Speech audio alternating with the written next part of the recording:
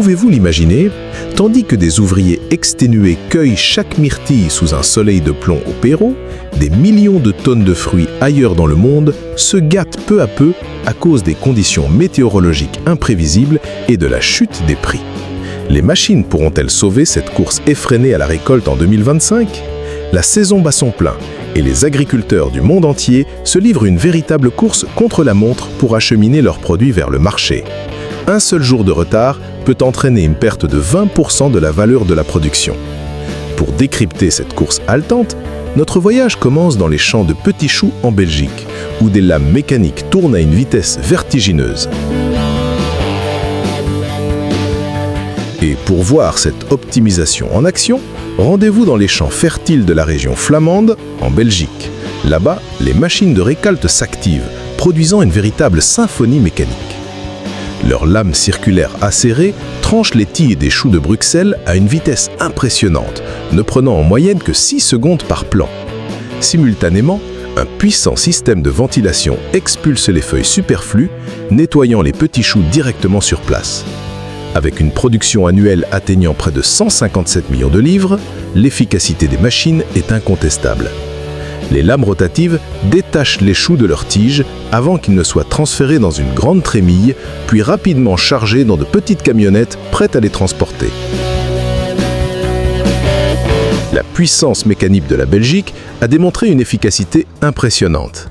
Mais que se passe-t-il lorsqu'un fruit est trop fragile pour qu'aucune lame ne puisse l'effleurer? La réponse réside dans la dextérité humaine sur les côtes du Pérou. Dès l'aube, des milliers de travailleurs entament leur journée en récoltant les myrtilles juteuses avant que la chaleur accablante de la journée ne puisse les abîmer. Avec une production annuelle atteignant 783 millions de livres et une valeur d'exportation de 2,27 milliards de dollars, chaque paire de mains joue ici un rôle crucial. Une personne peut cueillir jusqu'à 55 livres par jour en utilisant une technique de torsion délicate pour détacher toute une grappe de myrtilles avant de les placer soigneusement dans des bacs en plastique prêts à être transportés vers les stations de tri dans un délai de 24 à 48 heures.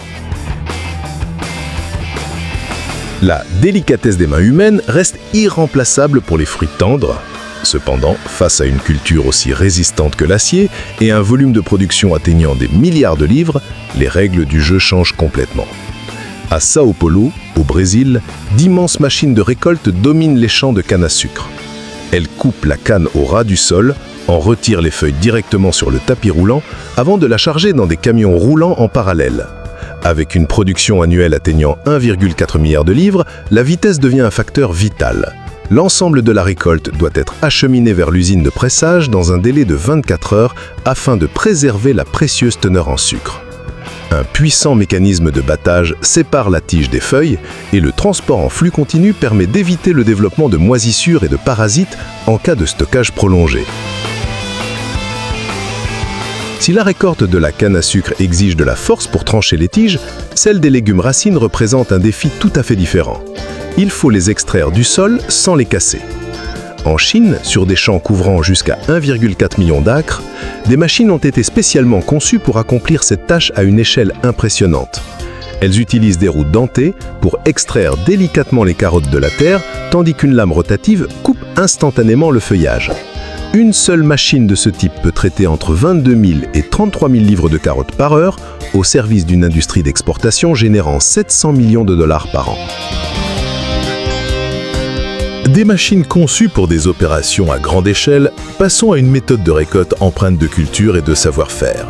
Dans la forêt de bambou de Damyang, en Corée du Sud, les agriculteurs ne se contentent pas de récolter, ils pratiquent un véritable art. Ils utilisent de petites scies mécaniques pour couper les tiges de bambou, soigneusement sélectionnées selon leur âge et leur rectitude, avant de les regrouper et de les charger sur des véhicules. Une plantation de bambou bien entretenue peut produire jusqu'à 26 000 livres par acre, contribuant à une industrie d'une valeur de 100 millions de dollars par an. Le choix de l'âge idéal des tiges est crucial pour garantir la qualité des produits artisanaux. Le choix de l'âge idéal des tiges est crucial pour garantir la qualité des produits artisanaux. Cette habileté se manifeste également dans les champs côtiers d'Espagne. En novembre, les agriculteurs commencent leur journée dès l'aube. Ils utilisent des couteaux bien aiguisés pour couper le céleri à ras du sol, puis enlèvent rapidement les feuilles superflues et retirent la terre avant de l'emballer dans des caisses placées à l'ombre. Avec une production annuelle atteignant 660 millions de livres, principalement exportées vers le Royaume-Uni, l'Allemagne et la France, la vitesse et la maîtrise du geste sont essentielles. Un agriculteur expérimenté peut récolter entre 1500 et 2000 livres par jour. La récolte matinale permet d'éviter que le céleri ne flétrisse sous le soleil. Ainsi, on garantit la meilleure qualité pour le marché. Mais si l'on parle d'une véritable course contre la montre, il faut se rendre dans le sud de la Chine. La fenêtre de récolte du litchi ne dure qu'environ 40 jours. Pendant cette période, une course effrénée s'engage pour récolter 4,4 milliards de livres de fruits. Les agriculteurs portent des paniers et utilisent des sécateurs pour couper rapidement les grappes de litchi mûres, en conservant les tiges afin de prolonger leur fraîcheur. Chaque personne peut cueillir entre 400 et 600 livres par jour. Un retard de plus de 24 heures peut entraîner la déshydratation et le ramollissement des fruits. La cueillette à l'aube et le tri effectué directement sur le champ permettent de réduire le flétrissement et le développement de moisissures. De cette course contre la montre, passons à une méthode de récolte unique et quelque peu surprenante en Thaïlande. Sur les plantations de cocotiers couvrant jusqu'à 617 000 acres, la récolte offre un spectacle hors du commun. Les agriculteurs utilisent de longues perches en bambou, munies de lames à leur extrémité pour couper les régimes de noix de coco en hauteur. Dans certaines régions, des singes spécialement dressés grimpent au sommet des cocotiers et utilisent leur agilité pour faire tomber les noix de coco en les faisant pivoter avec précision, récoltant ainsi plusieurs centaines de fruits par jour, plus rapidement et plus efficacement que les humains. Que ce soit avec des perches ou des singes, l'objectif reste toujours le même: faire tomber les noix de coco le plus doucement possible afin d'éviter qu'elles ne soient endommagées. La dextérité n'est pas toujours synonyme de complexité.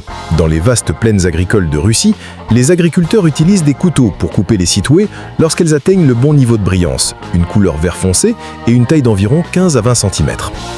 Une fois coupées, elles sont soigneusement placées dans des caisses afin d'éviter les éraflures. Avec une surface cultivée atteignant 98 000 acres, une grande exploitation peut récolter plus de 100 000 livres par semaine.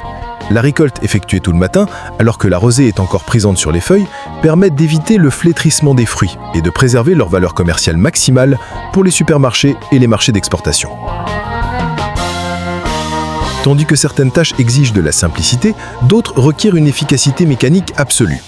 Dans les champs des États-Unis, les machines de récolte des haricots verts sont équipées de têtes de coupe basses qui saisissent et arrachent les plants. À l'intérieur, une chambre de battage sépare les gousses-tiges. Ensuite, un système de tamisage élimine les débris et les haricots verts propres, de taille uniforme, sont collectés dans un réservoir, prêt à l'emballage et à l'exportation. Un mécanisme de battage doux permet de détacher les graines sans les briser, en conservant une humidité optimale et en répondant aux normes des qualités les plus strictes. Mais les machines ne sont pas toujours la solution. Dans les vergers de Michoacán au Mexique, les ouvriers commencent leur travail dès l'aube, alors que la rosée est encore présente, ce qui permet de garder les fraises au frais. Ils cueillent chaque fruit à la main, en conservant le calice vert, et les placent directement dans des barquettes de vente au détail afin d'éviter toute échymose. Avec une production annuelle atteignant 1,4 milliard de livres, dont 1,5 milliard exportés vers les États-Unis, l'Europe et l'Asie, la qualité est primordiale. Chaque travailleur récolte environ 50 à 65 livres par jour, et la réduction au minimum des étapes de manipulation permet de préserver l'intégrité de la fine peau des fraises. De la délicatesse, au Mexique, passons à la vitesse fulgurante en Floride. Dans les champs de maïs doux, les machines de récolte sont équipées de pinces souples qui détachent les épis des tiges sans les casser. Une seule machine peut récolter entre 8 et 10 tonnes par heure. Mais l'étape la plus cruciale intervient immédiatement après. Dans les 30 minutes qui suivent la récolte, tout le maïs doit être rapidement refroidi dans un bassin d'eau glaciale pour préserver son croquant et sa douceur. Le processus, de la cueillette au refroidissement, se déroule en seulement une demi-heure, garantissant ainsi la meilleure couleur et la plus haute qualité. La vitesse n'est pas toujours la priorité. Dans la vallée de San Joaquin, en Californie, qui produit jusqu'à 95% des raisins secs des États-Unis, c'est la patience qui fait la différence. Une méthode traditionnelle et durable y est toujours utilisée. Les ouvriers coupent à la main les grappes de raisin mourées et les déposent sur des plateaux en papier disposés entre les rangées de vignes afin de les laisser sécher naturellement au soleil pendant environ 10 à 21 jours. La production annuelle varie entre 600 et 800 000 livres. Ce séchage naturel permet de préserver la qualité et la saveur caractéristique des raisins. De l'utilisation du soleil, passons à une technique de protection innovante en Égypte. Sur les hauts palmiers dattiers du delta du Nil, les agriculteurs enveloppent les régimes de dattes dans des sacs en filet respirant. Cette méthode protège non seulement les fruits des insectes et des intempéries, mais elle constitue aussi un outil de récolte astucieux. Avec une production annuelle atteignant 3,81 milliards de livres, l'efficacité est essentielle. Une fois les dattes mûres, au lieu de les cueillir une à une, les agriculteurs n'ont qu'à secouer légèrement les sacs et les fruits mûrs tombent directement à l'intérieur, garantissant ainsi une qualité homogène. La prudence est une question de survie lors de la récolte des figues de Barbarie en Arizona. Ces fruits sont couverts de minuscules épines, obligeant les agriculteurs à porter des gants épais et à utiliser des pinces spéciales pour les cueillir délicatement un par un. Avec une production d'environ 154 000 livres par exploitation et par an, le moment de la récolte est crucial, généralement tôt le matin ou en fin d'après-midi, lorsque les températures sont plus fraîches, afin de conserver la fermeté du fruit. Les ouvriers utilisent les pinces pour faire pivoter doucement le fruit dans le sens des aiguilles d'une montre afin de le détacher de la plante, puis le déposent avec précaution dans des caisses pour éviter les meurtrissures. La finesse continue de s'exprimer dans l'État de Veracruz, au Mexique. Pour récolter les citrons, les ouvriers utilisent de petits ciseaux pour couper la tige au ras du fruit et portent des gants afin d'éviter de rayer la fine peau. Avec une production annuelle atteignant 6,8 milliards de livres, dont 1,5 milliard exportés, il est crucial de préserver l'intégrité de l'écorce. Chaque fruit est manipulé avec soin, sans être entassé dans les caisses afin d'éviter toute meurtrissure. Le timing est essentiel, telle est la règle lors de la récolte des pastèques en Floride. Les agriculteurs doivent inspecter chaque fruit individuellement pour en déterminer la maturité en se basant sur la couleur de la zone en contact avec le sol et le son produit lorsqu'on frappe la pastèque. Une fois le fruit jugé mûr, ils coupent la tige à l'aide d'un couteau et le déposent délicatement afin d'éviter les égrafures ou qu'il ne roule. La récolte a lieu le matin alors que la rosée est encore présente, ce qui permet de préserver le croquissement et la valeur commerciale du fruit. Ce sens du jugement atteint un niveau encore plus élevé lors de la récolte des ramboutans en Indonésie. Dans les vergers, les agriculteurs doivent pratiquer une cueillette sélective 2 à 3 fois par semaine. À l'aide de couteaux, ils coupent les grappes mûres en conservant leurs tiges, puis les placent dans des caisses en plastique pour éviter les chocs. Un premier tri est effectué directement sur le champ afin d'éliminer les fruits endommagés. Ils utilisent des échelles pour grimper aux arbres les plus hauts et la récolte régulière permet de réduire les pertes dues au flétrissement ou aux moisissures. Des tâches exigeant le jugement affiné de l'humain, tournons-nous vers l'avenir de la récolte. Dans les vergers du Japon, des robots utilisent désormais des bras mécaniques pour cueillir avec une grande précision des fruits comme les cerises ou les oranges. Selon FGD Dynamics, ces robots peuvent augmenter la productivité jusqu'à 20%. Ils utilisent des caméras pour scanner et identifier les fruits mûrs, puis elles saisissent délicatement sans les abîmer. Grâce au système de géolocalisation RTK GPS, les robots peuvent repérer avec exactitude chaque arbre et chaque fruit, optimisant ainsi le temps de récolte. Cette révolution robotique ne se limite pas aux espaces extérieurs. À l'intérieur des fermes verticales aux Pays-Bas, des bras automatisés se déplacent entre les rangées de cultures pour récolter fraises et laitues tout au long de l'année, dans un environnement entièrement contrôlé. Selon Azedo Cleantech, cette méthode de récolte durable en intérieur permet de réduire les pertes jusqu'à 20% grâce à l'absence de dépendance aux conditions météorologiques. Un système d'éclairage LED et d'irrigation optimisé favorise la croissance des plantes, tandis que la récolte mécanisée garantit une qualité homogène.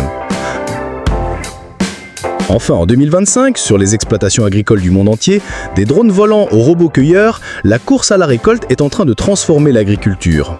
Selon la FAO, grâce à ces innovations mécaniques, nous pourrions produire suffisamment de nourriture pour 10 milliards de personnes d'ici à 2050, tout en réduisant les pertes jusqu'à 30%. Comment ? En intégrant la robotique et des méthodes de culture durable afin d'optimiser à la fois la vitesse et la qualité face aux défis de demain. Et vous, qu'en pensez-vous ? Partagez votre point de vue et clôturons ensemble ce voyage de découverte par un appel à l'action pour un avenir de récolte durable, un avenir où les agriculteurs en France et partout dans le monde innovent ensemble pour nourrir la planète.